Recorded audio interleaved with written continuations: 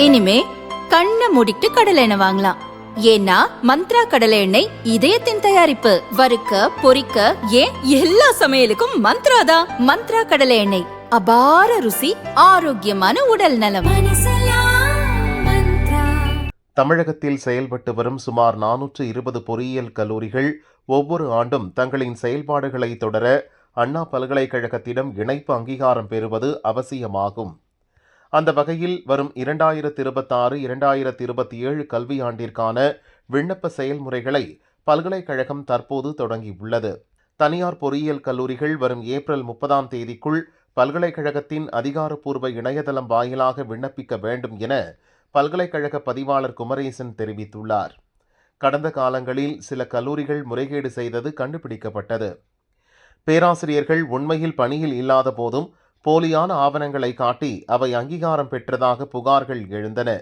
இதை முற்றிலும் தவிர்க்க இந்த ஆண்டு 9 வகையான புதிய விதிமுறைகளை பல்கலைக்கழகம் அமல்படுத்தியுள்ளது. அதன்படி கல்லூரியில் பணியாற்றும் பேராசிரியர்களின் விவரங்களை பதிவேற்றும் போது அவர்களை கல்லூரி வளாகத்திற்குள்ளேயே வைத்து லைவாக போட்டோ எடுத்து இணைக்க வேண்டும். கல்லூரிக்கு வெளியே எடுக்கப்பட்ட புகைப்படங்களோ அல்லது பழைய புகைப்படங்களோ சமர்ப்பிக்கப்பட்டால் அந்த விண்ணப்பம் உடனடியாக நிராகரிக்கப்படும். ஒவ்வொரு பேராசிரியருக்கும் ஒரு பிரத்யேக அடையாள எண் வழங்கப்படும். இது எதிர்காலத்தில் அவர்களின் பணி பதிவுகளை கண்காணிக்க பயன்படுத்தப்படும். பேராசிரியர்கள் அளிக்கும் அனைத்து தகவல்களையும் கல்லூரி முதல்வர் முறையாக சரிபார்த்து அதற்கு ஒப்புதல் அளித்து கையொப்பமிட வேண்டும். பேராசிரியர்கள் விவரம் மட்டுமின்றி கல்லூரியின் ஒட்டுமொத்த உள்கட்டமைப்பு வசதிகளையும் இணையதளத்தில் துல்லியமாக பதிவு செய்ய உத்தரவிடப்பட்டுள்ளது.